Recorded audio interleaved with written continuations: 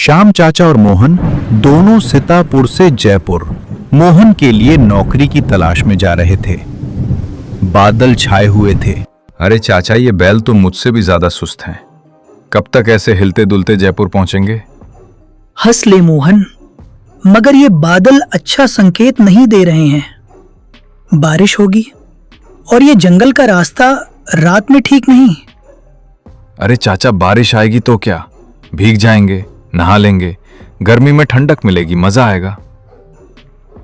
अरे मजा मोहन, तुझे होश कब आएगा? तू हंसी ठिठोली में सब भूल जाता है। लेकिन ये जगह खेल तमाशे के लिए नहीं है। ये जंगल वर्षों से सुनसान पड़ा है। कहानियों में तो यहाँ तक कहा जाता है कि रात के समय यहाँ भूत प्रेत अपना डेरा डालते हैं। ओ चाचा, भूत प्रेत? अरे अब आप भी वही कहानियां सुनाने लग गए। बिल्कुल गांव की बूढ़ी आमा जैसी बातें कर रहे हो आप। वो भी तो हर मोड़ पर भूत दिखा देती थी, कभी पीपल के पेड़ पर, कभी सुनसान कुएं के पास। सच कहूं तो आपकी बातें सुनकर मुझे डर से ज्यादा हंसी आ रही है। इतने में बिजली जोर से गड़गड़ाने लगती है। दोनों ऊपर की ओर देखने लगते हैं।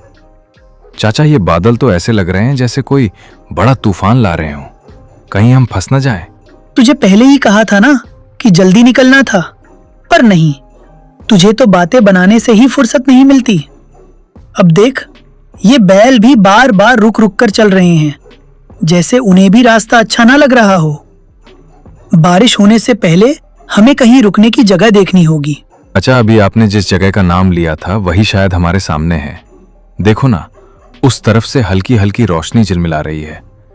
लगता है कोई इमारत है। और ध्यान से देखो, ऊपर बोर्ड पर कुछ लिखा भी नजर आ रहा है।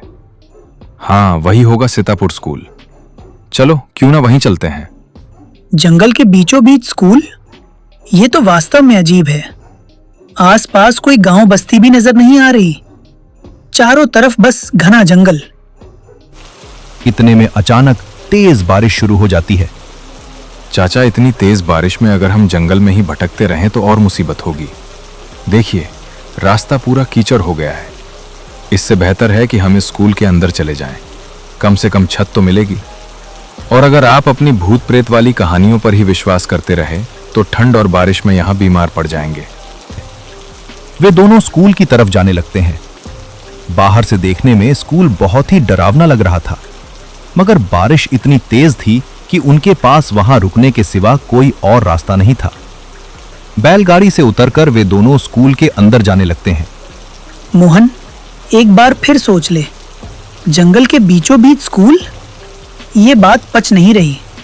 देख ना, आसपास न कोई गांव है, न बच्चों की आवाज, न ही कोई और इंसान। बस अंधेरा, पेड़ों की सरसराहट और ये अचानक बारिश। मुझे तो बहुत अजीब लग रहा है। चाचा, आप तो हर वक्त बस शक ही करते रहते हो। कभी कहते हो जंगल ठीक नहीं, कभी कहते हो रास्ता मनहूस है। अरे उन पुरानी कहानियों ने आपको इतना डरपोक बना दिया है कि हर चीज में भूत नजर आता है। जरा सोचो, इतनी तेज बारिश में अगर हमें यह स्कूल न मिला होता तो हम कहां जाते? कम से कम हमारे सर पर छत तो है। और आप हैं कि मिलने वाली राहत में भी सिर्फ शक ही ढूंढ रहे हो। वे स्कूल के अंदर आ जाते हैं, जहां कुछ बच्चे नीचे बैठे थे और स्कूल के मास्टर जी उन्हें पढ़ा रहे थे। अरे, इतनी रात को मेहमान? बाहर तो तेज बारिश हो रही है। जंगल में रुकना सही नहीं है। अंदर आ जाओ। स्कूल की दीवारें तुम्हें बारिश और ठंड से बचा लेंगी। वैसे भी जो यहाँ आता है खाली हाथ कभी नहीं जाता। धन्यवाद मास्टर जी। सच में आप तो हमारे लिए फरिश्ता बनकर आए हैं। इतनी घनी बारिश, अंधेरा और ये सुनसान जंगल। मैं तो सोच रहा था कि अब रात कैसे कटेगी, मगर आपकी ये मेहरबानी हमें हौसला दे रही है। चाचा, देखिए ना, इंसानियत आज भी जिंदा है, वरना भला कौन इतनी रात को अजनबियों को अपने स्कूल में जगह देता। अरे बेटा, शुक्रिया किस बात का? यह तो मेरा फर्ज है। यह स्कूल हमेशा से मेहमानों के लिए खुला है। तुम जैसे मुसाफिर तो अक्सर यहाँ आ जाते हैं, बारिश में, अंधेरे में रास्ता भटक कर, या शायद रास्ता ढूंढते ढूंढते खुद यहाँ पहुंच जाते हैं।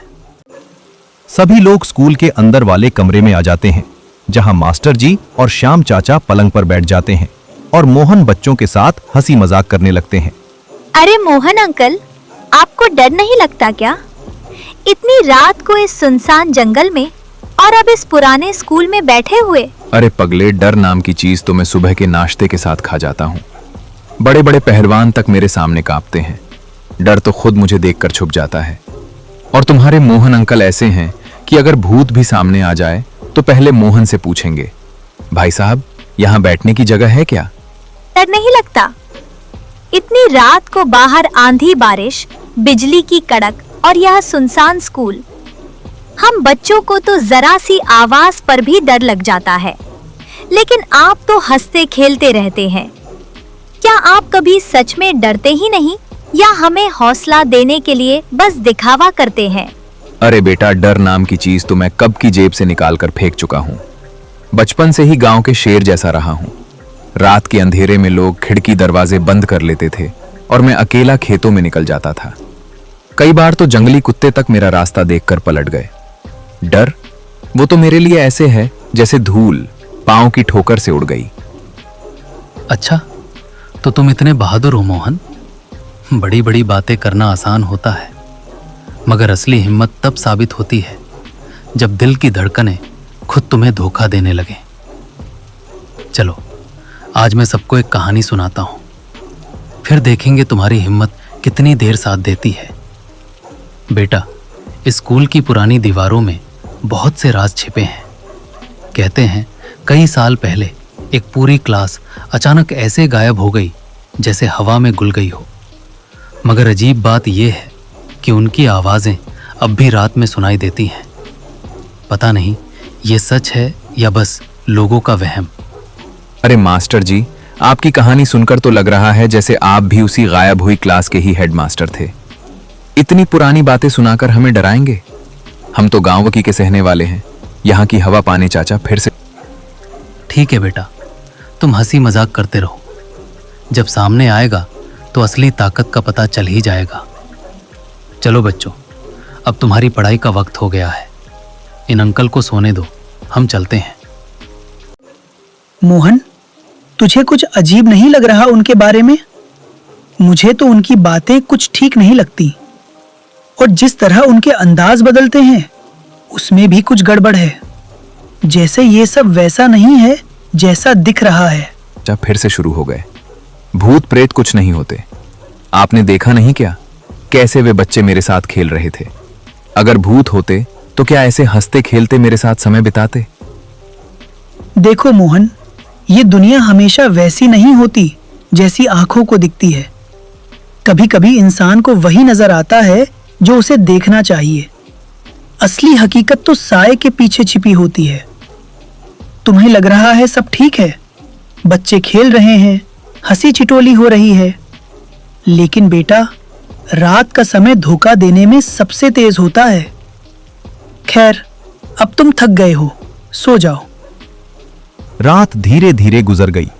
मोहन सो गया, जबकि श्याम चाचा पलंग पर बैठा रहा, खिड़की से आती ठंडी हवा और बारिश की आवाज सुनते हुए। अगले दिन मोहन और श्याम चाचा जाने के लिए तैयार खड़े थे। अंकल, आप मत जाइए ना।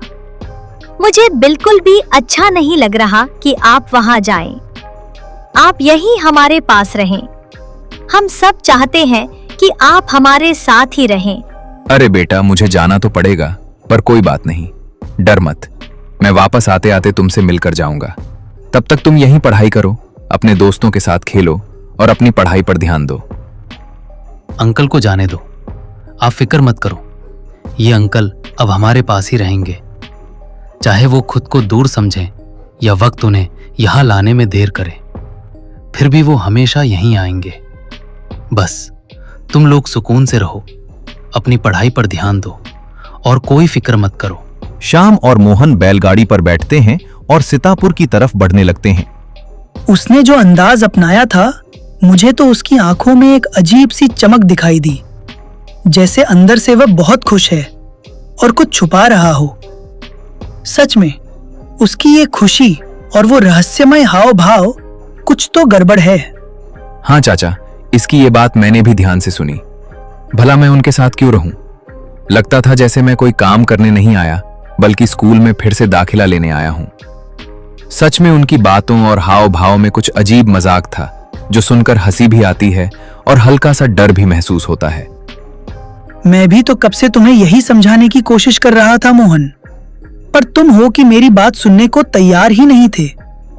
बार बार मुझे ये सब कहना पड़ा और तुम फिर भी अपनी समझ पर अड़े रहे। खैर, शुक्र है भगवान का कि अब हम आखिरकार सीतापुर पहुंचने वाले हैं। देखो, अब जो भी होगा हम दोनों साथ हैं और सब ठीक रहेगा। दोनों सीतापुर की चाय की टपरी पर रुकते हैं। कल रात से ही हम ठंड और बारिश में फंसे रहे और ना हमें थोड़ी गर्म चाय मिली ना कुछ खाने को। और वो मास्टर जी, क्या कहूं, ऐसा मास्टर पहले कभी देखा ही नहीं। ये बातें, ये हंसी मजाक, आप सच में नहीं जानते कि वहां क्या हकीकत है। आपको असली सच का कोई अंदाजा तक नहीं है। वो मास्टर, वो स्कूल, वहां जो हुआ उसकी हकीकत आपकी समझ से बाहर है। सच कहूं तो वहां की हवा और खामोशी भी सिर्फ दिखावा नहीं है। हर चीज में कुछ न कुछ गहरा और खौफनाक है। डरावना? वो तो मुझे भी थोड़ा सा लगा, पर सच कहूं तो उन बच्चों से मिलकर अच्छा ही लगा। जो डर हमें लग रहा था वो तो कहीं गायब हो गया। वे बिल्कुल भी डरावने नहीं थे, हंसी ठिठोली कर रहे थे और साथ ही पढ़ाई भी कर रहे थे। सच में उनकी मासूमियत और जोश ने सारा डर हल्का कर दिया। अरे भाई, ये तुम क्या कह रहे हो? वो स्कूल तो कई सालों से बंद है। वहां के बच्चे और मास्टर जी तो कब के मर चुके हैं। सच में इस स्कूल में एक हादसा हुआ था और वही हादसा उनकी मौत का सबब बना। तुम्हें लगता है कि वहां अब कोई जिंदा है? नहीं, सब खत्म हो चुका है। जो तुम्हें हंसते खेलते और पढ़ाई करते नजर आया वो सब अब बस यादों और सायों का खेल है। ये तुम क्या कह रहे हो भाई? हम तो पूरी रात वहीं थे, उन बच्चों के साथ खेले, बातें की, हंसी मजाक किया। मास्टर जी से भी मुलाकात हुई। उन्होंने तो हमें बड़े अपनापन से समझाया था। और अब तुम कह रहे हो कि वे सब तो वर्षों पहले मर चुके हैं। ये कैसे संभव है? हमारी आंखों ने जो देखा, हमारे कानों ने जो सुना, क्या वे सब झूठ था? अगर आप लोगों को मेरी बात पर यकीन नहीं है तो एक काम कीजिए, सरपंच जी से जाकर पूछ लीजिए। उन्हें सब सच मालूम है। इस स्कूल का हर राज, वहां के मास्टर और बच्चों की मौत की पूरी दास्तान सब उन्हीं से पूछना। गांव में और कोई इतना सच नहीं बताएगा। वे दोनों मुखिया जी के पास जाते हैं। मुखिया जी, हमें आपकी मदद चाहिए। हम कल रात उस पुराने स्कूल में थे, वही जो गांव के बाहर खंडर की तरह खड़ा है। हमने वहां बच्चों के साथ खेला, मास्टर जी से बातें की, सब कुछ बिल्कुल सच लगा। मगर आज सुबह चाय वाले भाई ने बताया कि वह स्कूल तो वर्षों से वीरान पड़ा है और मास्टर जी और बच्चे तो सालों पहले इस दुनिया को छोड़ चुके हैं। हमें सच सच बताइए, आखिर हकीकत क्या है? क्या तुम लोग सच में रात उस स्कूल में रुके थे? ऐ भगवान, तुमने बहुत बड़ी गलती कर दी। वो जगह तो बरसों से बंद है। वहां ना कोई मास्टर जी हैं ना बच्चे, बस उनकी रूहें हैं। अब जब तुम वहां रात गुजार चुके हो तो इसका मतलब है कि तुम उनकी नजर में आ गए हो। अम्मा, कृपया हमें कोई रास्ता दिखाइए। अब क्या हो सकता है? हम तो अनजाने में वहां ठहर गए थे। वो हादसा क्या था? हमें पूरा सच जानना है ताकि समझ सकें कि अब हमें किस मुसीबत का सामना करना पड़ेगा। बेटा, सालों पहले उस मास्टर ने बच्चों को स्कूल में कैद कर लिया था। गांव वाले उन्हें बचा ना सके। गुस्से में आकर उन्होंने स्कूल को जला दिया। मास्टर और बच्चे सब उसी आग में खत्म हो गए। तब से उनकी रूहें वहीं भटक रही हैं और जो भी वहां जाता है वो उनकी नजर में आ जाता है। अब तुम दोनों को आज की रात गुजारनी होगी। हाँ बेटा, अगर तुम ये एक रात बच गए तो फिर कोई तुम्हारा कुछ नहीं बिगाड़ पाएगा। लेकिन याद रखना, ये रात आसान नहीं होगी। हर लम्हा तुम्हारी हिम्मत का इम्तिहान होगा। मुखिया जी, हमें आपकी मदद की जरूरत है। क्या आप हमें आज रात कहीं रुकने की जगह दे सकते हैं? हम बहुत थक चुके हैं और अब तो डर भी और गहरा हो गया है। बस इतनी गुजारिश है कि कहीं ऐसा ठिकाना बता दीजिए जहां हम शांति से रात गुजार सकें। मुखिया उन दोनों को अपने साथ अपने पुराने घर में ले आता है। रात भी हो चुकी थी, अब बस एक रात की बात थी सब ठीक होने के लिए। तुम दोनों आज रात यहीं मेरे घर पर आराम से रह सकते हो। डरने की कोई जरूरत नहीं जब तक तुम मेरी निगरानी में हो। अगर किसी भी चीज की जरूरत पड़े तो बिना झिझक मुझे बता देना, लेकिन ध्यान रहे रात गहरी होते ही बाहर कदम मत रखना। आपका बहुत बहुत धन्यवाद मुखिया साहब, आपने हमारी मदद की, ये हम जीवन भर याद रखेंगे।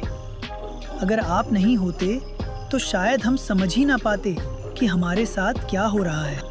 वे दोनों अंदर बैठे थे। रात और गहरी हो गई थी। तभी कमरे में एक आवाज गूंजती है। अंकल अंकल, आप तो हमें वही छोड़ आए, पर हमने आपको नहीं छोड़ा। कौन है? कौन बोल रहा है? सामने तो कोई नजर नहीं आ रहा।